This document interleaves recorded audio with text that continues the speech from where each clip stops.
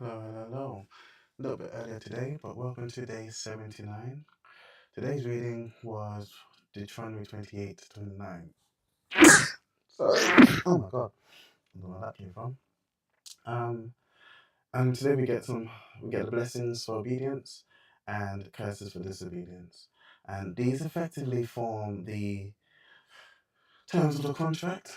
Now, what I want to do is sort of contrast the blessings versus the curses. Because most of the critique against the Old Testament, most of the critique, some of the critique I've heard against the Old Testament is that, it creates a picture of an angry God, a God that was, just so ready to punish, so ready to kill, so ready to destroy, a God that, at the slightest provocation will destroy human beings.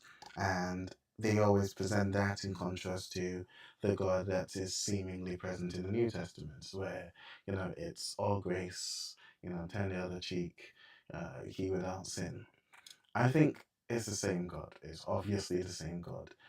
Even in the Old Testament, thus far, we've seen grace. We've seen grace in the various sacrifices they're given. We've seen grace in the structure and economy that the Lord was trying to create amongst the Israelites. We've seen grace in the way the Lord reigns in what society had become at that point, bringing in these guardrails, bringing in rules and regulations, setting them apart in their very laws and in their obedience of God's laws, elevating them above their neighbors.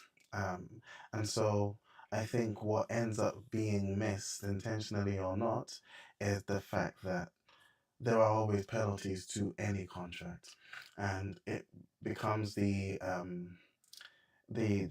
responsibility of the person entering into that contract to determine whether or not they think the benefits are sufficient to keep them in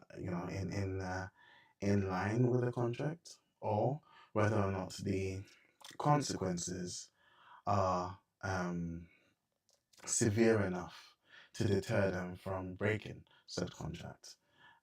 Now, for what they got, apart from for no effort of their own being liberated from slavery, right? It wasn't their fault that they were subjugated. Black folk, we know a little bit something about that. It wasn't their fault that they were made slaves, that they were beaten, that they were treated so harshly. um, but then they also didn't do anything of their own accord to be freed. It wasn't like they were consistently praying. It wasn't like they were, you know, um, actively seeking out some sort of, relief. I'm sure there were those that were. I'm sure there were those that had heard the promises, had knew of the promises that had been passed down, and were expectant of God to do something. But as far as at least historically, the Bible presents, they were slaves, and that was that. God called Moses, and then through Moses released them. So first benefit that they've had is being released, being freed from slavery. Right? God Himself freeing them from slavery, and not only that, but God completely uh, destroying the ones that had enslaved them. And so there's a sense of almost vengeance that's been won on their behalf by the Lord. Okay, cool. So He's brought them out of captivity, He's brought them out of slavery, and He's taken them to a land that He has promised them. Now again, we see grace in the fact that God didn't take them straight to the land, because if He had, their faith wouldn't have sustained them through the wars they'd have to face, because there were occupants there. Now, God was going to do it, and God had demonstrated that He would. He had brought them out of Egypt, but their faith wouldn't have sustained them through that ordeal. And so, by grace, God lets them go around. However, despite so we're looking at the things that they've got, right? So they've got that. They've got the grace of not facing the challenge that encompasses the land. Cool.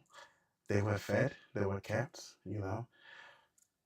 allegorically or not. Apparently, their shoes didn't even break on them over the time that they were in the wilderness, right? God kept them. He was watching over them. He gave them visual aid, visual cues that he was there. A pillar of cloud by day, a pillar of fire by night, speaking to Moses, providing for them water where there was none, food where there was none. Um, so he's been with them this entire time and is about to take them into the land. And the contract is, if you obey the Lord's commands, you get all of these blessings. Now, I'm not going to go through all of them, but in Deuteronomy 28, all of these blessings, up to 14, right? If you obey the command I give you. Cool. All right. This as a, blessings of life, of wealth, of health, of prosperity, multiplication, you know, what do they call it? Uh, when I forget the word, but they would have children.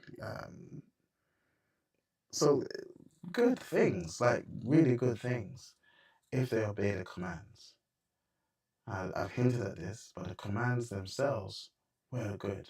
The commands themselves, just by obeying the commands, would make Israel appear wise and set apart from their counterparts. So, I mean, just think about that.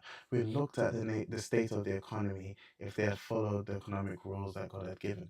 We looked at the quality of life if they had followed the rules that God. So, even the commands in and of themselves were beneficial to the people.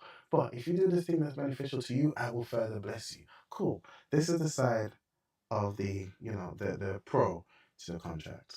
Now, I think before we even go to the curses of disobedience, we have to acknowledge that those are some good pros. The blessings that surround following the law in and of itself, all were good for the people. Like, really good for the people. Right? The curses then, equally bad. But do they make God bad for having curses? To all the good that they received? I don't think so. And so they get the curses, and I'm rushing now because my kids are back.